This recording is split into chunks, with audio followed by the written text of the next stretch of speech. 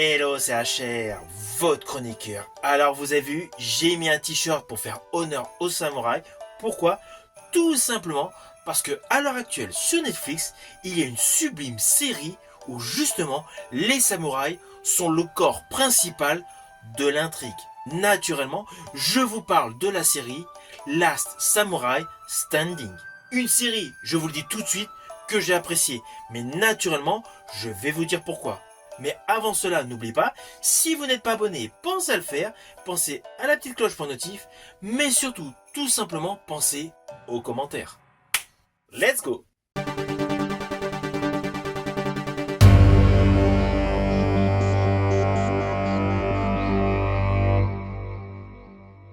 Alors tout d'abord, fiche technique de cette série. C'est une série 100% japonaise, mais tournée de manière à plaire, à convaincre à l'international.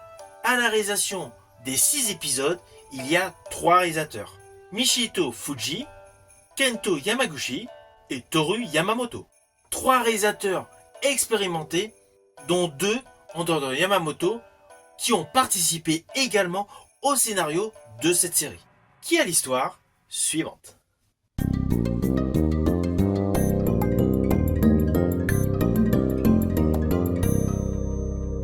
Alors naturellement, je vais vous faire de manière simplifiée. En fait, cette série est un réel mélange. D'un côté, il y a le drame historique et de l'autre côté, il y a la quête de survie. En gros, on est plongé dans une époque où une énorme transition s'opère. La fin des samouraïs.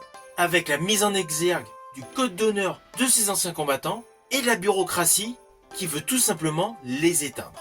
De ce fait, les personnages principaux de cette série doivent survivre à un jeu mortel. Alors oui, qui dit jeu mortel avec plein de bonhommes, plein de personnages, ne pensez pas à Squid Game où on passe d'étape en étape avec de nouveaux jeux. Mais en fait, le corps de Squid Game pourrait se retrouver dans cette série japonaise époque médiévale, de par sa brutalité. Mais sinon, on est relativement dans un contexte différent. Là, dans cette série, au fil des épisodes, les différents protagonistes doivent tout simplement survivre. Comme s'ils étaient jadis dans une arène, où l'honneur des anciens temps rencontre tout simplement le monde moderne. Tous les personnages subissent un réel jeu mortel, un jeu de massacre, mais avec un fil conducteur important, la notion de samouraï.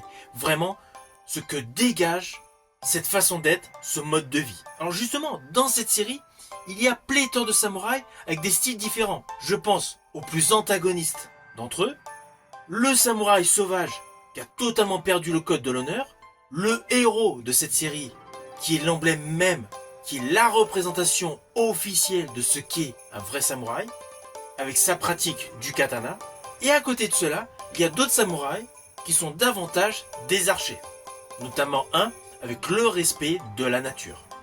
Ainsi, dans cette série, nous avons un monde brutal, un monde qui change, et surtout, un jeu de massacre, tout en gardant un équilibre entre la tradition et la survie.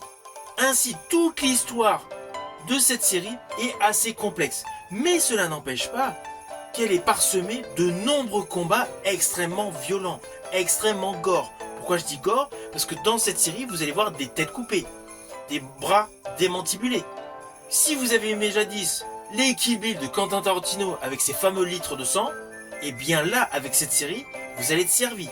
On est vraiment dans la même conception en termes de violence. C'est une série extrêmement violente, mais qui a une belle histoire. Et d'ailleurs, il y a pas mal de choses que j'ai particulièrement aimées.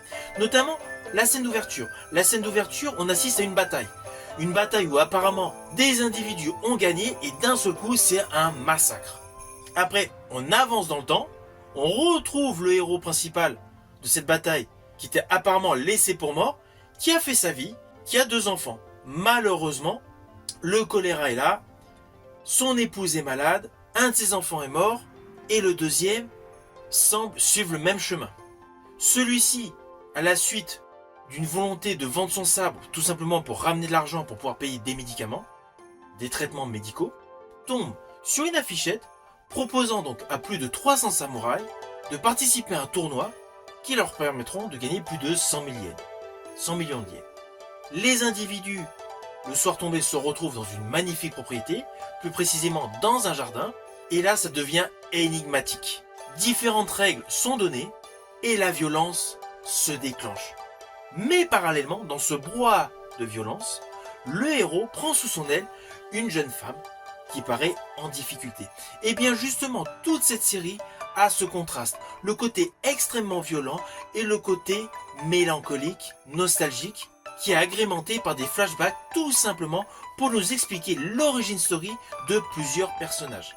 À cela s'ajoute une intrigue qui selon moi est un petit peu policière concernant justement les instigateurs de ce jeu terrifiant. Il y a une enquête, il y a du suspense et surtout de beaux twists. De ce fait, au fil des épisodes, il y a un côté épique, un côté brutal, un côté extrêmement gore, mais un côté vous mettra en totale immersion dans cette époque médiévale. En fait, cette série est visuellement réussie. C'est un vrai régal. La colorimétrie est particulièrement travaillée, la photographie est sublime et il y a des plans séquences particulièrement soignés.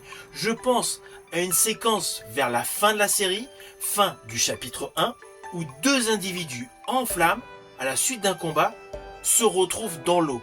Ce mélange de lumière, de flammes et d'humidité apporte un glaçage à la photographie qui rend tout simplement la scène de combat superbe.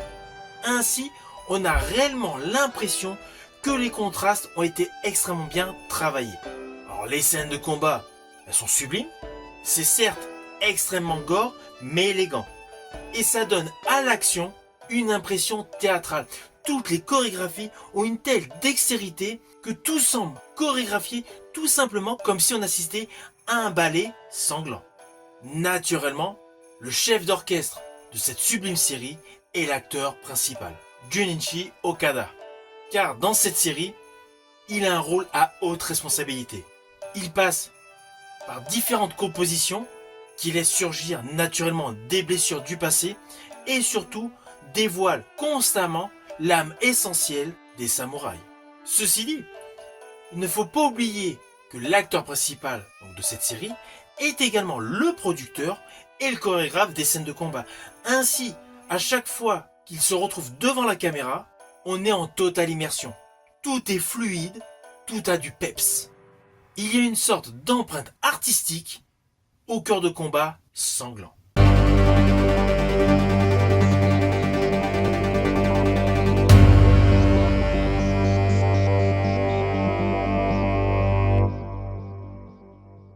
Alors naturellement, c'est une série que je vous invite à découvrir sur Netflix. Elle est topissime. Il y a 6 épisodes et on s'aperçoit qu'en fait cela représente le chapitre 1. Donc naturellement, je suis impatient de découvrir le chapitre 2. J'espère tout simplement que par le biais de cette vidéo, je vous ai donné envie de découvrir cette série. N'hésitez surtout pas à me mettre en commentaire votre opinion. Je vous dis à bientôt pour une prochaine vidéo.